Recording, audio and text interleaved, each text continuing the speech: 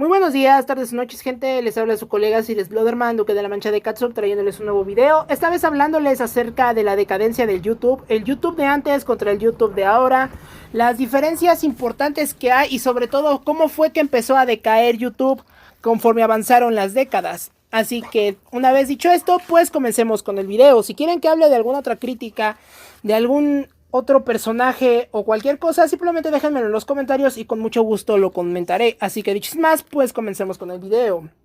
Anteriormente YouTube no era nada de lo que es hoy en día. Básicamente YouTube fue una plataforma que surgió de manera libre y totalmente no comercial. Básicamente YouTube servía para difundir y compartir todo tipo de contenido. Cabe mencionar que lo que hoy es YouTube anteriormente era como una especie de Dailymotion porque se podía compartir todo tipo de contenido. De hecho, antes de que el copyright empezara a atacar, me acuerdo que YouTube tenía de los mejores contenidos en todo internet y fue gracias a esta difusión que pudimos pasar de las páginas blogs personales a lo que vendría siendo la plataforma de videos. De hecho, YouTube marca un cambio importante dentro de la cronología del internet, ya que una vez que YouTube aparece o nace, pues los blogs se empiezan a hacer obsoletos. Las páginas que se dedicaban meramente a compartir contenido exclusivo de lo que vendrían siendo videos de determinados temas, pues también empiezan a ser obsoletos.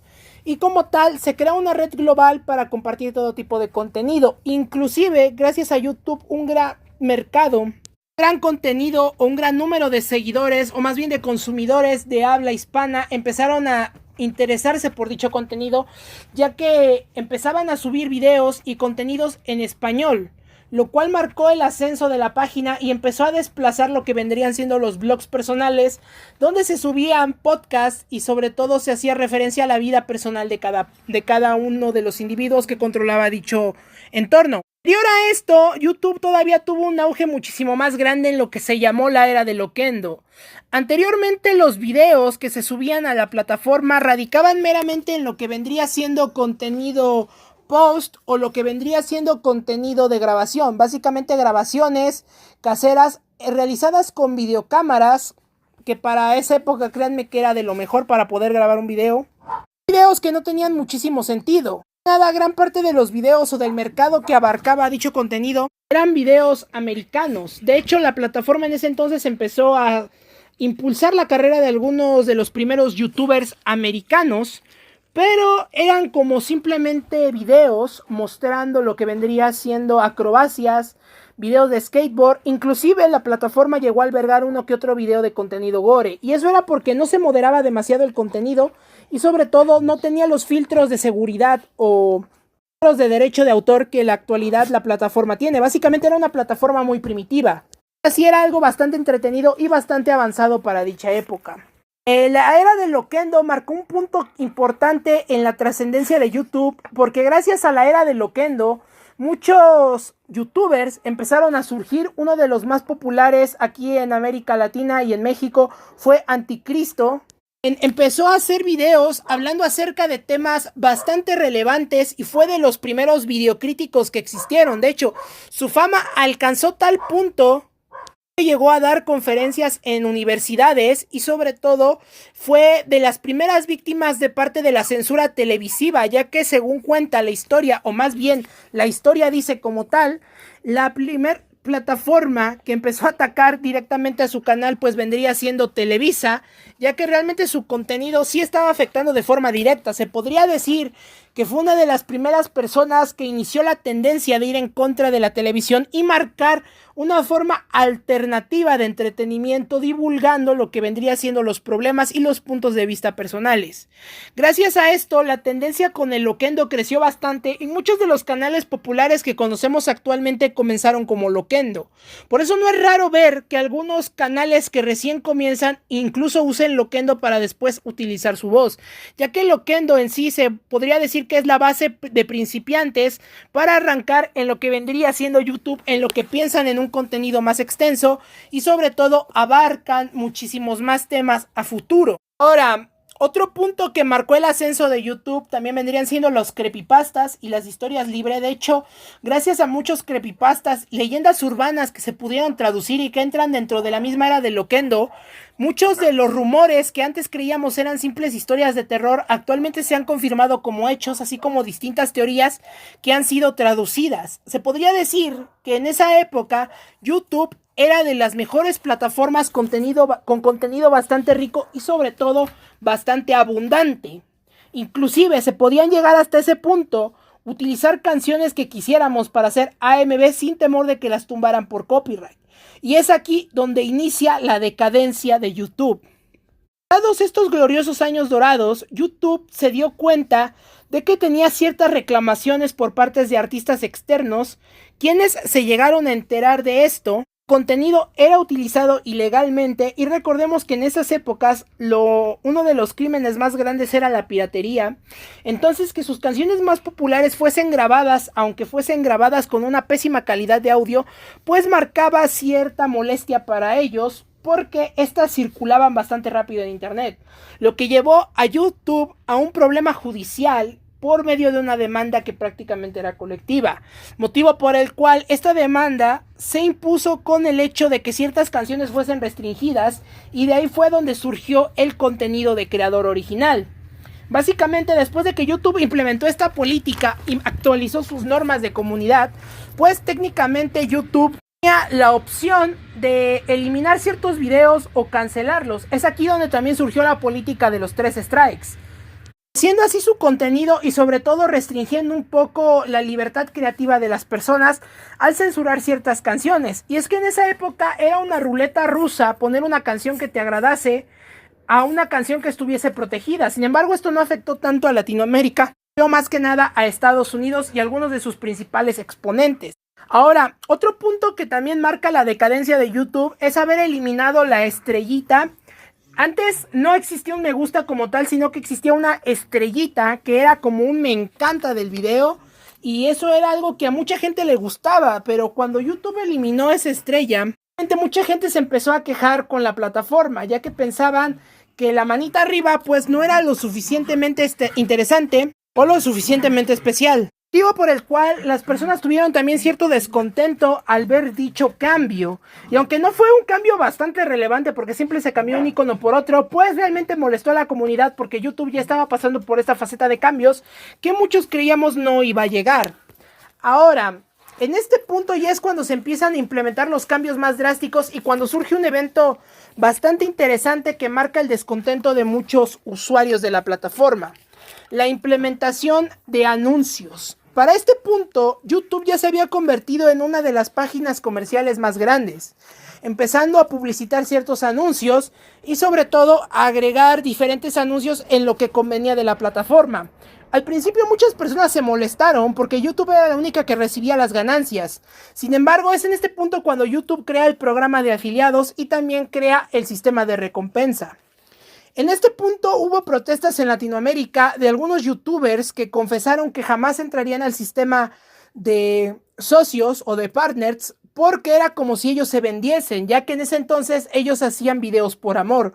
Muchos canales muy grandes de América Latina estaban en contra de esta idea, inclusive ellos se quejaban y hacían protestas invitando a los usuarios a que comentaran o se quejaran de este sistema de monetización. Sin embargo, cuando empezaron a llegar los primeros cheques, estas personas no tardaron en cambiar de ideales y sobre todo terminaron por venderse, ya que se dieron cuenta de que de esta manera podrían vivir de lo que les gustaba y sobre todo podrían obtener un margen de ganancia extremadamente alto que les permitiría vivir una vida de comodidades y lujos que probablemente no podrían haber alcanzado con trabajos normales. Todo esto es un punto de cambio bastante inflexible y sobre todo que marcó un antes y un después en la era de YouTube. Ya los creadores no estaban creando contenido por diversión o por amor, estaban creando meramente contenido comercial para vender y sobre todo tener más dinero. En pocas palabras, habían prostituido y habían vendido su contenido por unas cuantas monedas. Decepcionó a muchos usuarios ya que la calidad de contenido bajó demasiado y sobre todo tras recibir ciertas especificaciones sobre algunos videos, los temas eran circunstanciales y como tal no eran nada relevantes, motivo por el cual una gran baja de calidad en cuanto a contenido. Dado a esto, otro hecho que también causó una gran decadencia en YouTube iría siendo el endurecimiento de las normativas de la comunidad. Cada año YouTube agrega normas muchísimo más severas y sobre todo hace que mucho del contenido que hay en la plataforma prácticamente reduzca demasiado su calidad, llámese por derechos de autor, por imágenes fuertes o por todo tipo de censuras. Es en este punto donde ocurre la primera ola de baneos. Básicamente muchos canales empezaban a ser baneados o empezaban a ser strikeados porque su contenido no se adaptaba a las nuevas políticas, llegando a que borrasen muchos videos que les habían generado grandes sumas de dinero. Básicamente lo que fue en YouTube la explosión o el alza de la bolsa de valores ahora se convertía en la Gran Depresión, ya que ahora todo ese contenido morboso, contenido un tanto gore o contenido sin censura estaba siendo eliminado de la plataforma, eliminando los canales y haciendo que aquellos youtubers que fueron conocidos por tal contenido pues fuese eliminado y sobre todo fuese censurado. Es perder grandes sumas de dinero y haciéndoles perder sus canales, ocasionando que ellos tardaran demasiado en volver a recuperar su público y sobre todo volver a recuperar que vendría siendo su audiencia anterior. Cosa que causó una gran decadencia, una gran molestia por parte de usuarios y una gran molestia por parte del fandom de determinados canales. Ahora, en este punto también se toca un tema bastante interesante que también pienso yo contribuyó a la decadencia de YouTube, que vendría siendo los canales de salseo o canales de chisme. Más que nada, los canales de chisme y de salseo era como ver una copia de Ventaneando de cualquier programa de chismes, solo que enfocado en lo que vendría siendo los youtubers. Básicamente, como ya muchos youtubers habían generado un gran fandom y sobre todo se consideraban como figuras públicas, pues su contenido era bastante interesante. Eso ocasionó que mucha gente por simple morbo quisiera más detalles sobre su vida personal. Es aquí donde surgen los canales de chisme y salseo, ya que algo que abunda ya bastante en YouTube es saber acerca de la vida personal o la vida privada de tu youtuber favorito, cosa que no puede faltar. Dado esto, pues técnicamente YouTube se comenzó a convertir en una gran televisora, donde había actores, donde había actrices, donde había contenido comercial y sobre todo donde existía la nueva máquina estupefaciente del año 2010. Ahondado a esto, empieza a surgir algo bastante crítico en la comunidad. Y eso vendría a ser el tema de los streamers y los gamers y chicas gamer. Por una parte, los streamers y chicas gamer al principio estaban bastante bien. Era contenido nuevo y contenido original que ayudó a crear muchísima audiencia y sobre todo a tener muchísima más variedad de contenido. Ya que YouTube al principio fue utilizada como una de las principales plataformas para lo que vendría siendo los streamings. Sin embargo, es aquí cuando surgen las famosas tácticas del escote y sabrán quién fue la youtuber que inició esta tendencia de estar bien escotada y sobre todo darse cuenta de algo muy interesante. Gran parte de las personas, y esta persona, ustedes saben quién es esta chica que hizo esto aposta, que dice que su mente es tan brillante, se dio cuenta de que las personas que tenían, o más bien consumían dicho contenido, eran menores de edad. Esto porque para dicha época YouTube ya mostraba un rating y una especulación de edad que las personas consumían tu contenido. Básicamente YouTube mostraba una gráfica donde la mayoría de personas eran entre 14, 15, 16 años, la típica tablita que nos dice qué edad tienen en promedio los que llegan a ver tu contenido. Entonces esta persona se dio cuenta de que usando ciertas ropas podía generar una mayor ganancia. Técnicamente manipuló la herramienta que YouTube le dio a su favor, violando las normas de la comunidad. Desgraciadamente, aunque su tema o realmente lo que esta persona ha hecho ya es meritorio para que le baneen el canal, desgraciadamente aquí se muestra otro aspecto negativo de YouTube, como es el proteccionalismo hacia los canales más grandes.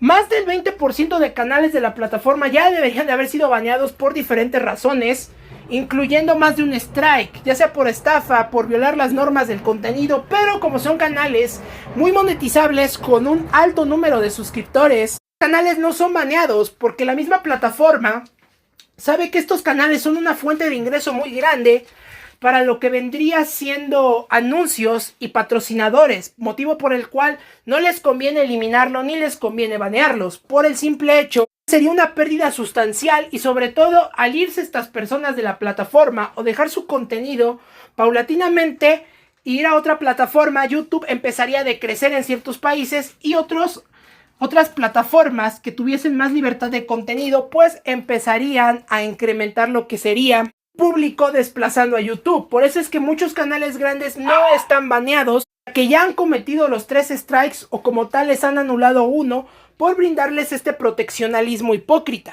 Ya para tocar el último punto que hundió o que técnicamente tiene a YouTube en una decadencia, vendría siendo el tema de estafas.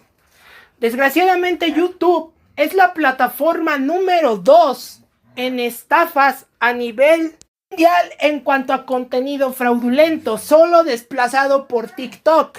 Desgraciadamente más del 30% de estafadores que hay en YouTube han logrado obtener ganancias y han obtenido un gran crecimiento exponencial de sus canales, aunado al hecho de que YouTube les brinda el proteccionalismo porque ellos tienen más de 100,000 suscriptores. Y este boom de estafas surgió cuando la burbuja gamer estalló con Fortnite. Es muy común ver el típico video de te regalo pavos, 100% legit, te paso el pico minty, te paso la renegada. Es muy común ver esto en YouTube. De hecho, gracias a ello existen canales que se dedican a exponer a los estafadores. Y realmente YouTube contribuyó a que muchos de estos canales comenzaran a estafar con códigos falsos, comenzaran a prometer cosas que el juego no puede regalar o se hiciesen pasar por creadores o desarrolladores del juego. Inclusive ha habido proyectos que se han iniciado en la plataforma como videojuegos caseros para que después se deposite el dinero en una cuenta externa por medio de donaciones y de esta manera las personas simplemente creen un tráiler inspirado en algún juego, se lleven todo el dinero que recolectan y básicamente es una forma interesante en la que muchos estafan y roban. Dado al hecho de que gracias a juegos como Fortnite, Free Fire, se ocupa una de las cadenas más grandes de estafa, incluyendo las estafas inmobiliarias y también las estafas de tipo económicas basadas en la compra y venta de criptomonedas, ya que la plataforma también permite la creación y propagación de estafas piramidales en base al Bitcoin y a otras criptomonedas con aparentes planes de venta enfocados en aprender a hacer trading, que son realmente cursos para aprender a utilizar la demagogia y venderle a más personas un curso que no sirve para nada para generar de tu ganancia, lo que es un sistema pirámide o un esquema Ponzi. Entonces podríamos decir que realmente en estos años YouTube ha decaído por diferentes factores y desgraciadamente mientras YouTube no corrija estos factores pues va a obtener una exponencial salida de muchos de sus consumidores ahondados a otras plataformas, ya que no solamente reprime la libertad creativa en ciertos aspectos, sino que además suprime, controla, manipula y brinda un sistema hipócrita para algunos usuarios. Entonces, en conclusión, podríamos decir que gracias a este proteccionalismo hipócrita, pues muchos otros van a crecer y desgraciadamente la plataforma va a seguir decayendo en ciertos temas. Va a terminar alejando a su público a menos de que realice ciertos cambios, pero como dudo mucho que lo haga, pues desgraciadamente tenemos una página que empezó como algo revolucionario, una idea no tan comercial, que se volvió básicamente la gran favorita de los medios. Saben a lo que me refiero, y que brindó un proteccionalismo hipócrita tal y como los políticos hacen con sus compañeros y sus amigos. Les habló su colega Cires Bloderman, deseándoles como siempre un gran día.